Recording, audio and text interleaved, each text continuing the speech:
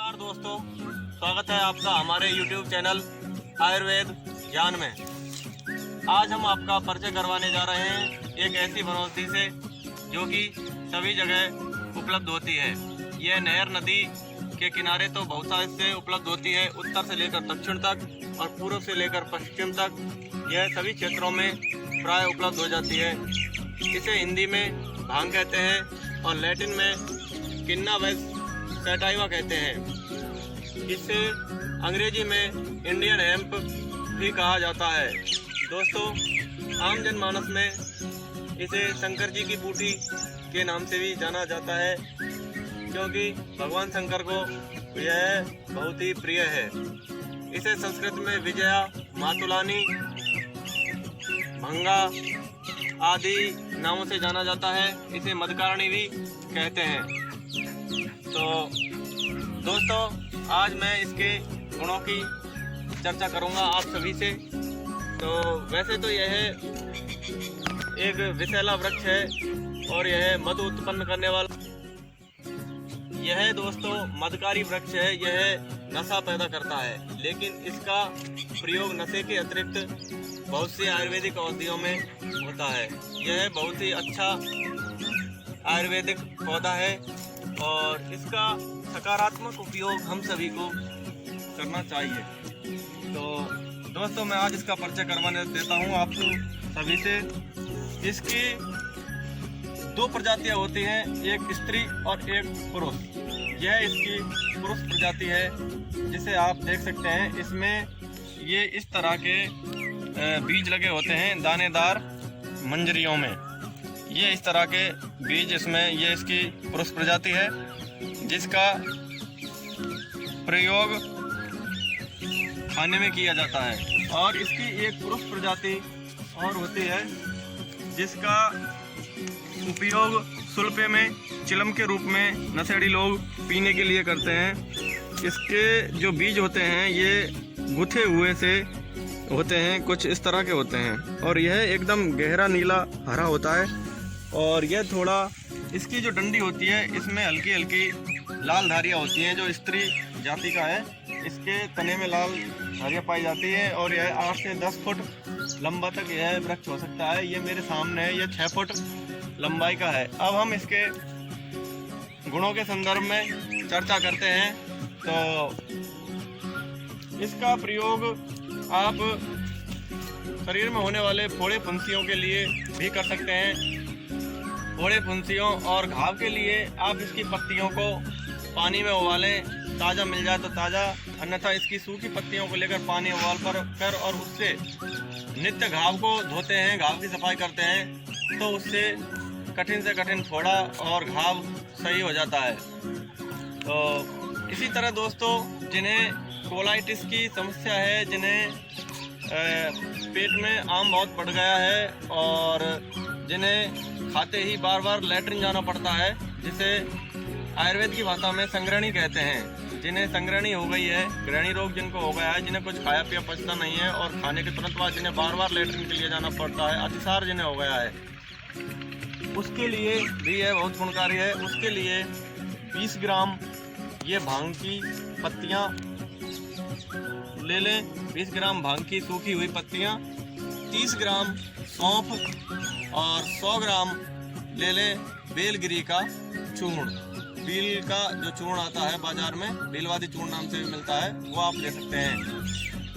तो इन तीनों का मिश्रण करके आप रखें। 20 ग्राम भांग की पत्तियों का चूर्ण, 30 ग्राम सौंफ और 100 ग्राम बेलगिरी का चूर्ण, और उसे नित्य प्रति खाली पेट अगर जल या मट्ठे के साथ इसका सेवन किया जाए तो दोस्तों संग्रहणी में, अतिसार में यह बहुत ही ज़्यादा लाभप्रद है। और 15 दिन या कुछ महीने भर इसके निरंतर सेवन से कठिन संग्रहणी में भी लाभ हो जाता है। दोस्तों, जिन्हें बहुत ज़्यादा खांसी हो गई है और बार बार खांसते जिनका मुँह लाल हो जाता है, इस तरह की खांसी की समस्या में त्रिकटु, सौंठ, मिर्च, पीपल को त्रिकटु कहते हैं। सौंठ, मिर्च, पीपल 10-10 ग्राम ले लें और उसमें 10 ग्राम ले लें यह शुद्ध भांग। भांग को शोधन करने का एक तरीका है कि भांग को आप गर्म पानी में उबाल लीजिए और उस पानी को निकालकर पत्तियों को सुखा लीजिए, वह भांग शुद्ध हो जाता है। तो 10 ग्राम भांग के पत्ते और 10 ग्राम सौंठ, 10 ग्राम काली मिर्च, 10 ग्राम पिपली लेकर इनका चूर्ण बना लें और उस चूर्ण को आधा चम्मच की मात्रा में गर्म पानी से अगर लेते हैं तो उससे आप देखोगे कि यह पुरानी से पुरानी खांसी में भी बहुत ही लाभदायक सिद्ध होता है। जिन लड़कियों को, महिलाओं को हिस्टीरिया, यो अपस्मार की जिन्हें शिकायत है, जिन्हें मिर्गी के दौरे आते हैं, उसके लिए भी यह बहुत ही लाभदायक है। आयुर्वेद में हिस्टीरिया को यो अपस्मार कहते हैं। यो अपस्मार में दोस्तों इस भांग के पत्ते लेकर और उनको आप बीज सहित भांग के पत्तों को पीस लें और उसे पीसने के बाद में मटर के बराबर की गोलियां बना लें और उसमें बराबर की मात्रा में हींग मिला दें। तो दोस्तों मटर के बराबर की इसकी पत्तियों की गोली बनाकर उसमें हींग मिलाकर रखें। 1 से 2 गोली सुबह शाम पानी या गर्म पानी के साथ या शहद के साथ निकल जाएं तो आप देखोगे ये हिस्टीरिया में जो अपस्मार, मिर्गी के जो दौरे आते हैं तो इसका उसमें सेवन करें। इससे हिस्टीरिया के लिए यह बहुत ही लाभदायक सिद्ध होगा। इसी तरह दोस्तों जिन भाई बहनों को बहुत ज़्यादा नपुंसकता की शिकायत जिन्हें हो गई है उसके लिए भी यह लाभदायक सिद्ध होगा। जिन्हें स्पर्म काउंट कम हो गए हैं उसके लिए आप इन भांग के बीजों को जरा जूम करके दिखाओ। इन्हें ये जो मेरे पास है ये भांग के बीज, इसके पसारी के यहाँ भी इसके सूखे हुए ये भांग के बीज मैं आपको दिखा रहा हूँ, ये मिल जाते हैं। इसके भांग के 1-2 ग्राम भांग के बीजों को लेकर और उन्हें पीसकर शहद में मिलाकर उसका अवलेह जैसा, चटनी जैसा बना लें और 1-2 ग्राम की मात्रा में उसका सेवन करें और ऊपर से मिश्री मिला हुआ मीठा दूध पिएं निरंतर। इसका सेवन करने से यह नपुंसकता में भी बहुत ज़्यादा लाभदायक है। जिन्हें नींद बहुत कम आती है, अनिद्रा की शिकायत जिन्हें हो गई है उसके लिए सर्पगंधा 2 ग्राम और 3 ग्राम ये भांग, सर्पगंधा और भांग, इसे आप बराबर भी ले सकते हैं, इससे आपको कोई नुकसान नहीं होगा। 2 से 3 ग्राम की मात्रा में सर्पगंधा और भांग के पत्ते मिलाकर उसका बारीक चूर्ण करके उसकी पोटली बनाकर अगर आप सोने से पहले रोज 2-3 बार सूंघ लेते हैं तो आप देखोगे कि उससे बहुत ही ज़्यादा आपको गहरी नींद आएगी। इस तरह दोस्तों ये आयुर्वेद की वनस्पतियाँ बहुत ही ज़्यादा कारगर हैं मनुष्य के स्वास्थ्य के लिए, लाभ के लिए, और इनका कोई विशेष साइड इफेक्ट भी नहीं होता है। इसे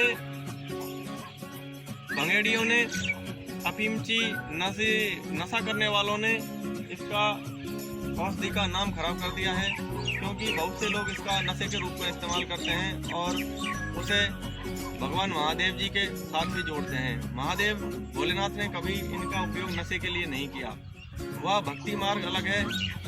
अगर आदमी किसी भी चीज़ का चाहे तो सदुपयोग भी कर सकता है और दुरुपयोग भी कर सकता है।